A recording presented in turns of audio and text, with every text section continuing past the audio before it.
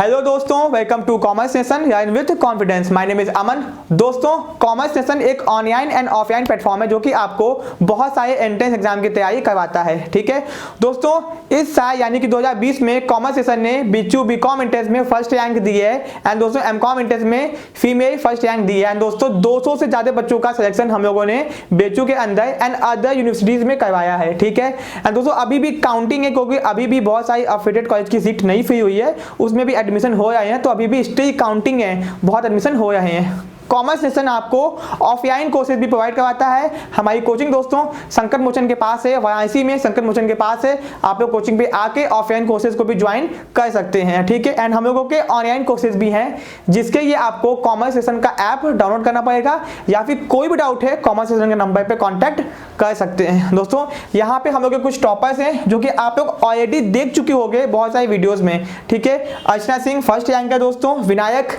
जया निगम, आकांक्षा and दोस्तों stay counting बहुत सारे ये बीकॉम के हैं। हम लोग एमकॉम को देखते हैं दोस्तों।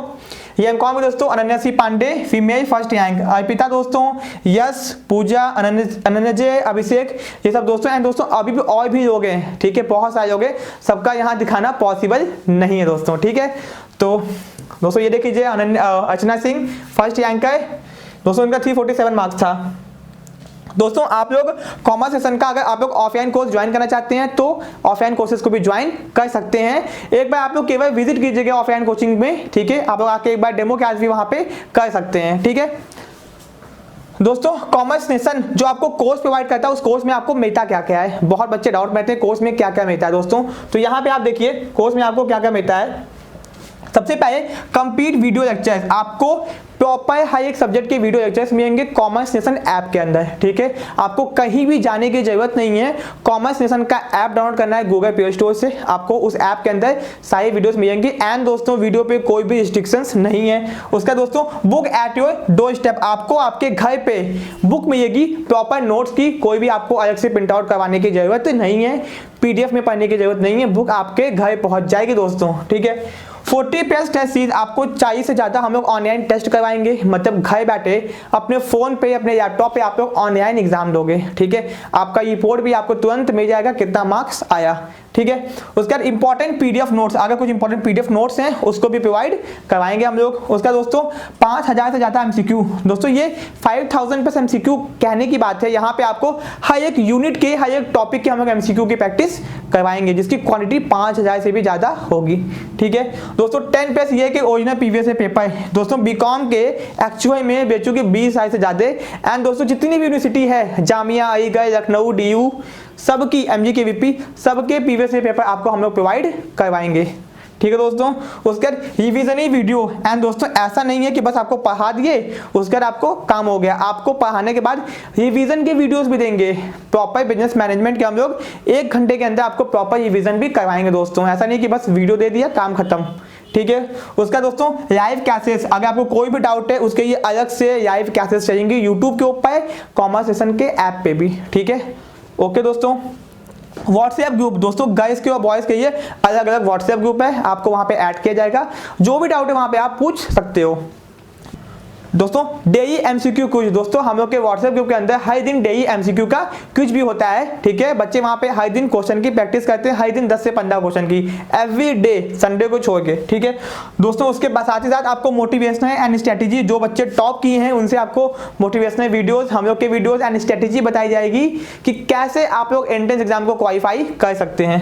उसका दोस्तों वेल क्वालिफाइड टीचर, दोस्तों जो भी टीचर आपको मिलेंगे वो वेल क्वालिफाइड होंगे, बीकॉम, एमकॉम एंड नेट भी क्वालिफाइड टीचर मिलेंगे, सीए आपको मिलेंगे टीचर्स, यहाँ पे सीएस मिलेंगे। ठीक है, उसका दोस्तों 24/7 सपोर्ट, कोई भी दिक्कत है कोई भी डाउट है हमारे कॉन्टैक्ट नंबर पे कॉन्टैक्ट कीजिए, किसी भी यूनिवर्सिटी से रिलेटेड आपको डाउट है आप पूछ सकते हैं, कोर्स से डाउट है पूछ सकते हैं। ठीक है, उसके बाद अदर यूनिवर्सिटी प्रिपरेशन, आप लोग बीएचयू की जो बच्चा तैयारी करेगा उसको अदर यूनिवर्सिटी की तैयारी अपने आप हो जाएगी, मतलब कि MGKVP, इलाहाबाद, लखनऊ सब जगह की वो लोग जहां भी कॉमर्स का क्वेश्चन आता है आप लोग कर लोगे। ठीक है, कोई दिक्कत नहीं होगी।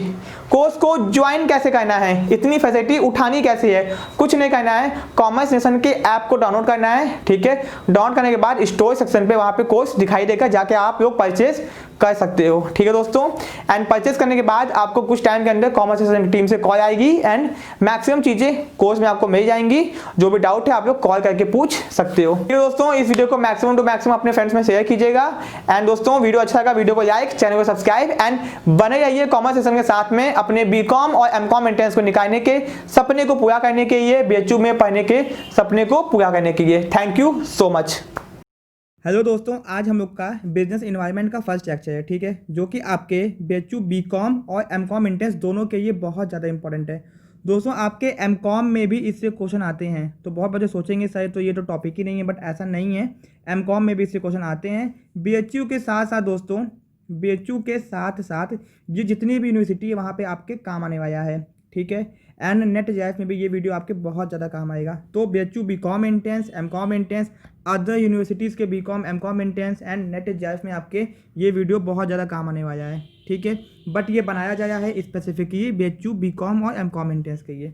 ठीक है, तो दोस्तों आज हम लोग पढ़ने जा रहे हैं कि बिजनेस इन्वायरमेंट होता क्या है। ठीक है दोस्तों, इसका पीडीएफ आपको मिल जाएगा, परेशान मत होइएगा आप लोग। ठीक है दोस्तों, बिजनेस इन्वायरमेंट होता क्या है। ठीक है, तो सबसे पहले हम लोग एक एक चीज़ को आराम से समझेंगे। बिजनेस इन्वायरमेंट है जो कि दो वर्ड से मिलकर बना है। ठीक है, दो वर्ड से मिलकर बना है दोस्तों। पहला वर्ड है बिजनेस, दूसरा वर्ड है इन्वायरमेंट। ठीक है, तो business include all activities, business के अंदर वो सारी एक्टिविटीज़ आती हैं जो कि production, trade, banking, insurance, finance, energy, advertising and बहुत सारी एक्टिविटीज़। दोस्तों बिजनेस का मतलब क्या होता है, सामान को बनाने से लेके सामान को बेचने तक कि जितने भी काम होते हैं उसके बाद भी आफ्टर सेल्स एंड सर्विस भी, ये सब कुछ आता है बिजनेस के अंदर। तो बिजनेस के अंदर बहुत सारी एक्टिविटीज़ आती हैं, production, trade, banking, insurance, advertisement, finance, energy, बहुत कुछ, प्रमोशन, वेयर हाउसिंग, कम्युनिकेशन, सब कुछ बिजनेस के अंदर आता है। तो इसको बोलते हैं बिजनेस। अब दोस्तों इन्वायरमेंट क्या होता है। दोस्तों इन्वायरमेंट मतलब वो फैक्टर्स, वो कारण जिनके कारण बिजनेस के फंक्शनिंग के ऊपर इफेक्ट होता है। दोस्तों इस बात को आराम से समझिएगा, यहाँ पे इन्वायरमेंट का मतलब एयर वाटर नहीं है। यहाँ पे इन्वायरमेंट का मतलब है वो सारे के सारे फैक्टर्स जिनके कारण बिजनेस के फंक्शनिंग के ऊपर असर पड़ता है, उसको बोलते हैं इन्वायरमेंट। दोस्तों जैसे कि टेक्नोलॉजी जब चेंज होती है तो बिजनेस के फंक्शनिंग के ऊपर असर पड़ता है। हर एक बिजनेस को अपने इन्वायरमेंट के हिसाब से अपने चीज़ों को चेंज करना पड़ता है। तो दोस्तों इन्वायरमेंट का मतलब होता है वो सारे फैक्टर्स, कारण जिसके कारण बिजनेस के एक्टिविटीज़ या फंक्शन के ऊपर, डिसीजन मेकिंग के ऊपर असर पड़ता है, दिक्कत होती है। अब दोस्तों ये जो दिक्कत है, इस दिक्कत को हम लोग दो चीज़ बोलेंगे, या तो हमको अपॉर्चुनिटी मिलेगी या तो हमको थ्रेट मिलेगा। दोस्तों अपॉर्चुनिटी मतलब कि उस इन्वायरमेंट में चेंज होने के कारण हमको फ़ायदा हो रहा है, या तो हमको थ्रेट मतलब नुकसान पहुँच रहा है। ठीक है, तो इस बात को समझिएगा आराम से। अब दोस्तों यहाँ पे देखिए कि यहाँ पे एक साथ हम लोग इसका मीनिंग पढ़ेंगे। Business environment refer to set of external factor. दोस्तों यहाँ पे लिखा तो हुआ एक्सटर्नल फैक्टर, बट ऐसा नहीं है।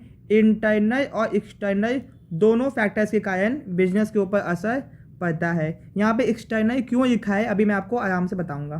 ठीक है, तो business environment refer to external factor which are uncontrollable, जो क्योंकि ये अनकंट्रोलेबल होते हैं, and affect the business decision, business के अंदर डिसीजन लेने में, बिजनेस को चलने में दिक्कत करते हैं।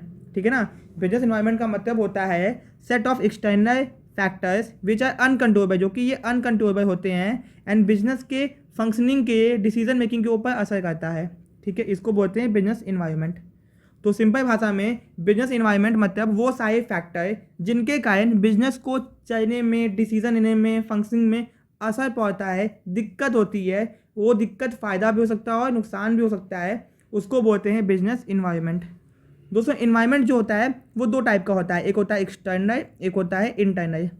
अब मैं आपको बताता हूँ कि यहाँ पे एक्सटर्नल क्यों लिखा है, इंटरनल क्यों नहीं लिखा है। क्योंकि इंटरनल जो होता है वो कंट्रोलेबल नेचर का, इसको कंट्रोल किया जा सकता है।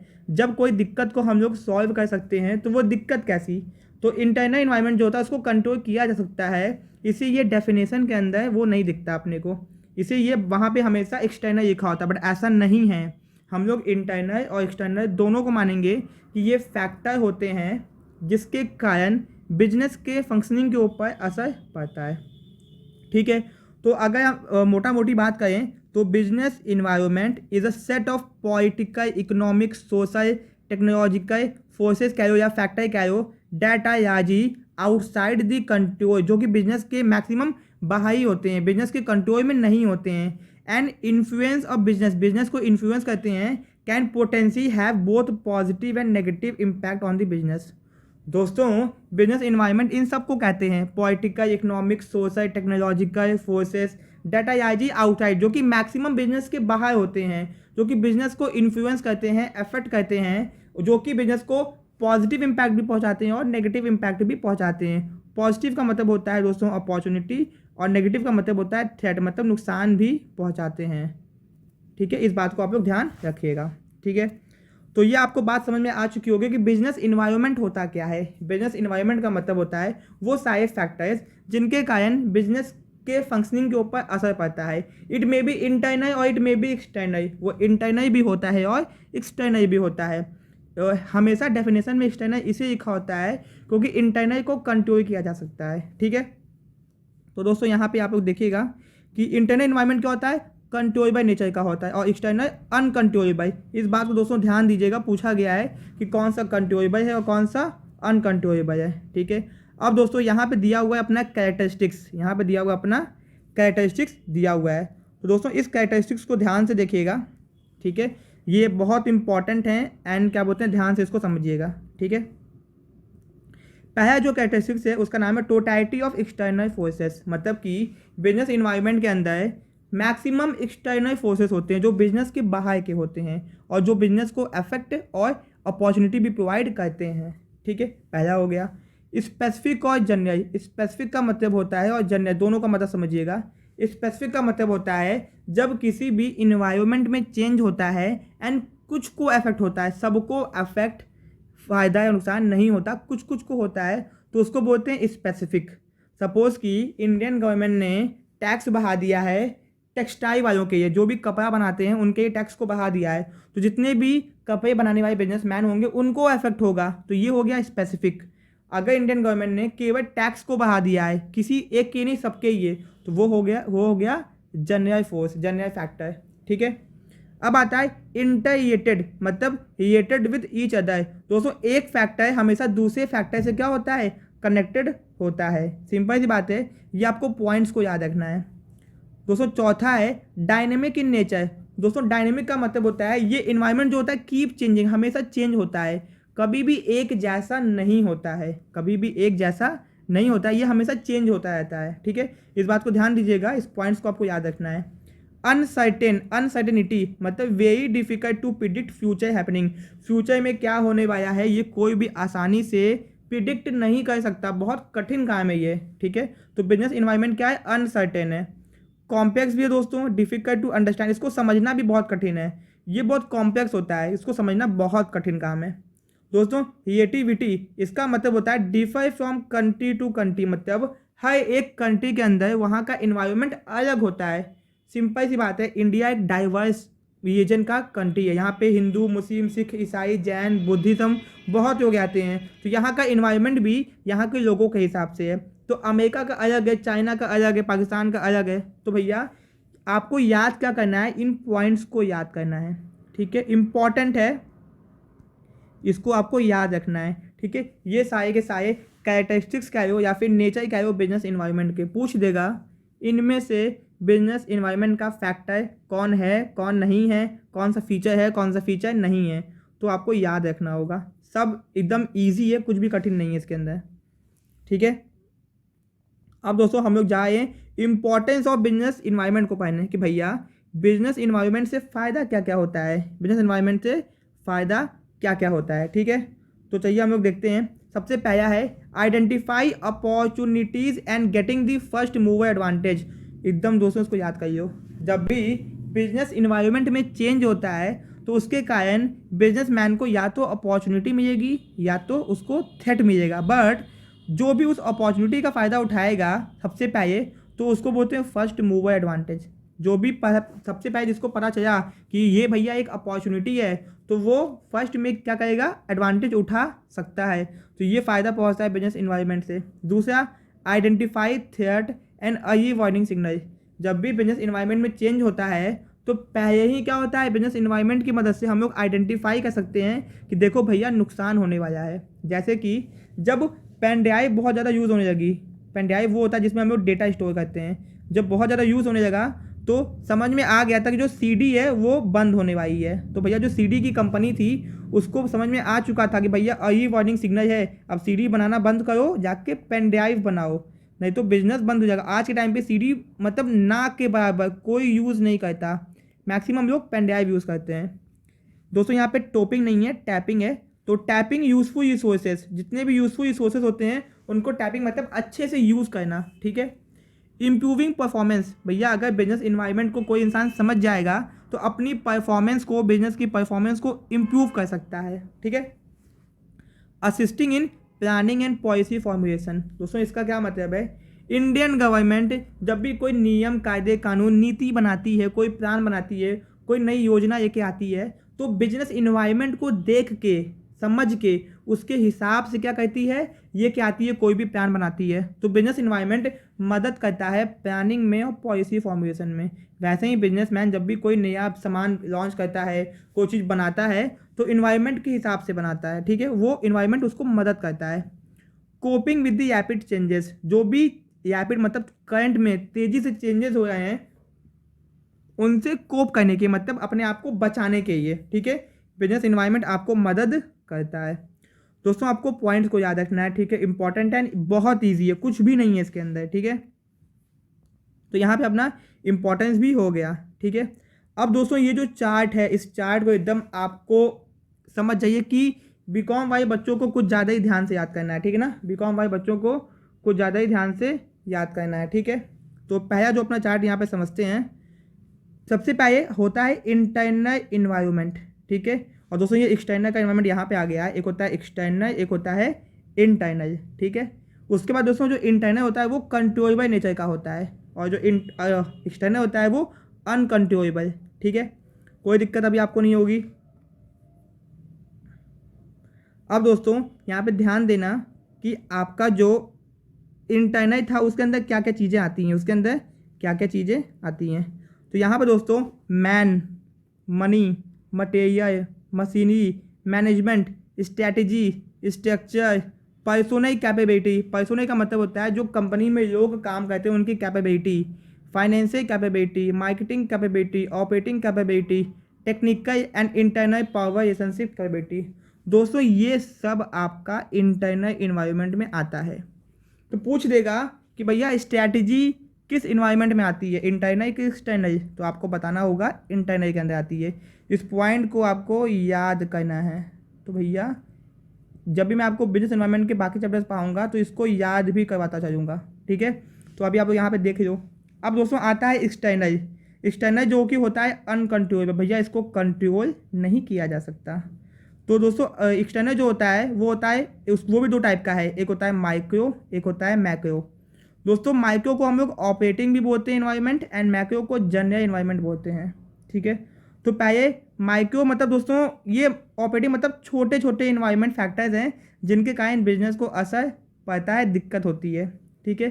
Supplier, customer, client, competitor, market intermediates, marketing channels, public and labour market. दोस्तों ये सब आपके माइक्रो के अंदर आते हैं, आपको याद रखना है पॉइंट्स को, ठीक है। अब दोस्तों यहाँ पे अपना ये ख़त्म हो गया। अब दोस्तों मैक्रो जो है वो दो पार्ट में डिवाइडेड है, बहुत इंपॉर्टेंट है, चार्ट को ध्यान से देखना। जो आपका मैक्रो था जिसको जनरल भी कहते हैं वो दो पार्ट में डिवाइडेड है, इकोनॉमिक इन्वायरमेंट और नॉन इकोनॉमिक इन्वायरमेंट, ठीक है। अब दोस्तों इकोनॉमिक के अंदर आता क्या क्या है, इकोनॉमिक कंडीशन, इकोनॉमिक सिस्टम कि कौन सा इकोनॉमिक सिस्टम है, इकोनॉमिक पॉलिसी, मॉनेटरी पॉलिसी और फिस्कल पॉलिसी, इकोनॉमिक इन्वायरमेंट और फाइनेंशियल इन्वायरमेंट, ठीक है, ये सब आता है। अब नॉन इकोनॉमिक के अंदर आता है international environment, political environment, natural, socio culture, demographic, technological and legal. दोस्तों आपको इन सब के अंदर के पॉइंट्स याद करने हैं। पूछ देगा कि इकोनॉमिक सिस्टम किस इन्वायरमेंट में आता है, तो इकोनॉमिक इन्वायरमेंट के अंदर आता है। इकोनॉमिक इन्वायरमेंट किसके अंदर आता है, मैक्रो इन्वायरमेंट के अंदर आता है। दोस्तों पॉइंट्स को आपको याद करना है। अभी हम लोग देखेंगे कि इस इकोनॉमिक कंडीशन में क्या क्या आता है, इकोनॉमिक सिस्टम में क्या क्या आता है, इंपॉर्टेंट है। अब दोस्तों इकोनॉमिक इन्वायरमेंट के अंदर जो अपना इकोनॉमिक कंडीशन था, जो अपना इकोनॉमिक कंडीशन था उसके अंदर क्या क्या आता है। पहला आता है कि इनकम का लेवल कितना है इकोनॉमी के अंदर, कितनी इनकम बढ़ रही है। ट्रेड साइकिल, बिजनेस जो साइकिल नहीं होता है, बूम डिप्रेशन रिसेशन, ये जो साइकिल है ये आपको पता होना चाहिए कैसे है। मार्केट का साइज कैसा है, प्राइस लेवल कितना है, इन्फ्लेशन है कि डिफ्लेशन है, इंडस्ट्री की ग्रोथ हो रही है कि नहीं, and rate of capital formation, कितने पैसे से कितना पैसा बनाया जा सकता है, मतलब कि मार्केट में रेट ऑफ रिटर्न कितना है। ठीक है, तो आपको याद क्या करना है, पूछेगा कि जो प्राइस लेवल है वो किस इन्वायरमेंट के अंदर आता है। तो दोस्तों वो इकोनॉमिक कंडीशन दैट इज अपना इकोनॉमिक इन्वायरमेंट के अंदर आता है। पूछ देगा कि इंडस्ट्रियल ग्रोथ किसके अंदर आता है, तो economic condition that is economic environment के अंदर आता है। ठीक है, इकोनॉमिक इन्वायरमेंट किसके अंदर आता है, मैक्रो के अंदर आता है। ठीक है ना, मैक्रो किसके अंदर आता है, एक्सटर्नल के अंदर आता है। दोस्तों आपको ऐसे याद करना है। ठीक है, अब दोस्तों यहाँ पे अपना आ गया इकोनॉमिक सिस्टम। अपना जो इकोनॉमिक सिस्टम है उसके अंदर क्या क्या चीज़ें आती हैं, तो कैपिटलिस्ट, सोशलिस्ट और मिक्स्ड। दोस्तों मैं आपको बता दूँ, इंडिया जो है, अपना जो प्यारा सा इंडिया है, वो एक मिक्स्ड इकोनॉमिक सिस्टम है। मिक्स्ड इकोनॉमी सिस्टम है, इस बात को याद कर लीजिए, पूछा गया है एग्जाम में, पूछा गया है। तो दोस्तों जो इकोनॉमिक सिस्टम है वो किस टाइप का है, कैपिटलिस्ट है, सोशलिस्ट है कि मिक्स्ड है, बाद में हम लोग इसको अच्छे से पढ़ेंगे, इसके बाद वही चैप्टर है। तो कैपिटलिस्ट को कैपिटलिज्म भी कहते हैं, सोशलिस्ट को सोशलिज्म भी कहते हैं। और इंडिया जो है एक मिक्स्ड इकोनॉमी का पार्ट है, जहाँ पे पब्लिक सेक्टर और प्राइवेट सेक्टर, मतलब गवर्नमेंट, यहाँ पे पब्लिक को गवर्नमेंट कहेंगे, मिल के काम करते हैं। ठीक है, तो ये हो गया अपना। अब दोस्तों फाइनेंशियल सिस्टम की बैंक, इंश्योरेंस, मनी मार्केट, ये सब आपका फाइनेंशियल सिस्टम के अंदर आता है। यहाँ पे IBI भी आ ही गया। ठीक है, आपका सेबी भी इसी में आ गया। ठीक है, तो ये सब फाइनेंशियल सिस्टम हो गया। ठीक है, अब दोस्तों ये देखिए नॉन इकोनॉमिक इन्वायरमेंट, आपको पॉइंट्स तो पता ही थे कि कितने कितने पॉइंट्स हैं, तो अब हम लोग उसके अंदर की चीज़ें देखेंगे। पहला है नॉन इकोनॉमिक के अंदर पॉलिटिकल इन्वायरमेंट। ठीक है, तो इसके अंदर पहला है पॉलिटिकल आइडियोलॉजी, किसी जो आपकी जो पॉलिटिक्स है, जो क्या बोलते हैं पार्टी है पॉलिटिक्स की, बीजेपी हो गई, कांग्रेस हो गई, उनकी आइडियोलॉजी क्या है, उनकी सोच कैसी है। ठीक है, उसके बाद पॉलिटिकल स्टेबिलिटी, वो सरकार कितनी टिकी हुई आती है, कब आती है, कब मतलब नहीं टिक पाती है। Relation of the government with other country, हमारे गवर्नमेंट का अदर कंट्री से कैसा रिश्ता है, नाता है। सेंट्रल गवर्नमेंट का स्टेट गवर्नमेंट से कैसा रिश्ता है। वेलफेयर एक्टिविटीज़ ऑफ गवर्नमेंट, ये सब दोस्तों पॉलिटिकल इन्वायरमेंट के अंदर आता है। तो इतना कठिन नहीं है, देखोगे तो भी आपको याद हो जाएगा। अब दोस्तों टेक्नोलॉजिकल इन्वायरमेंट, पहला है research and development, innovation, product technology and modernisation, ये सब आपका आता है टेक्नोलॉजिकल के अंदर। ठीक है, इंपॉर्टेंट है, याद करना आप लोग। अब दोस्तों नेचुरल, ये है भैया सच में एयर वाटर, तो नेचुरल रिसोर्स कितना अवेलेबल है, वेथ, क्लाइमेट कंडीशन कैसी है, टोपोग्राफिक फैक्टर, सॉइल, सी, रिवर कैसा है, लोकेशन, मतलब जो फैक्ट्री उसकी लोकेशन कैसी है, पोर्ट फैसिलिटी, मतलब कि भैया बंदरगाह है कि नहीं सामान को भेजने भेजने के लिए, इकोलॉजिकल फैक्टर मतलब पॉल्यूशन, उसको कंट्रोल करने के तरीके, ये सब आपके नेचुरल इन्वायरमेंट हैं जो बिजनेस को अफेक्ट करते हैं। तो भैया ये सब आपको याद करना है। ठीक है, अब आता है डेमोग्राफिक।